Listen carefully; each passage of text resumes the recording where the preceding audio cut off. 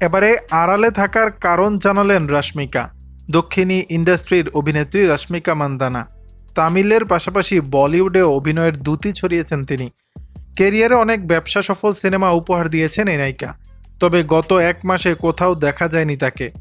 অবশেষে আড়ালে থাকার কারণ জানালেন রশ্মিকা। সম্প্রতি নিজের ইনস্টাগ্রামে পর্দায় না থাকার কারণ জানিয়ে একটি পোস্ট দিয়েছেন তিনি। ক্যাপশনে রশ্মিকা লিখেছেন, বন্ধুরা কেমন আছেন? কিছুদিন সামাজিক যোগাযোগ মাধ্যমে অ্যাক্টিভ ছিলাম না আমি, কারণ দুর্ঘটনার কবলে পড়েছিলাম। তাই সুস্থ হয়ে ওঠার আগ পর্যন্ত চিকিৎসকরা বাড়িতে বিশ্রামে থাকতে বলেছিলেন আমাকে। অভিনেত্রী আরও বলেন, এখন ভালো আছি, কাজে ফেরার মতো অবস্থায় আছি। আপনারাও নিজের শরীরের যত্ন নেওয়াকে প্রাধান্য দিন। জীবন খুবই ভঙ্গুর এবং সংক্ষিপ্ত। আমরা জানি না আগামীকাল পৃথিবীতে থাকবো কিনা, সুতরাং প্রতিদিন আনন্দে থাকুন। তবে ঠিক কী হয়েছিল সে বিষয়ে কিছু জানাননি অভিনেত্রী। রাশমিকা অভিনীত সর্বশেষ মুক্তিপ্রাপ্ত সিনেমা অ্যানিমেল। গত বছরের ডিসেম্বরে সিনেমাটি মুক্তির পর বক্স অফিসে ঝড় তোলার পাশাপাশি প্রশংসাও কুড়িয়েছে দর্শকদের। সামনে পুষ্পা 2 সিনেমায় দেখা যাবে রশ্মিকাকে। আগামী 6 ডিসেম্বর মুক্তির কথা রয়েছে সিনেমাটির।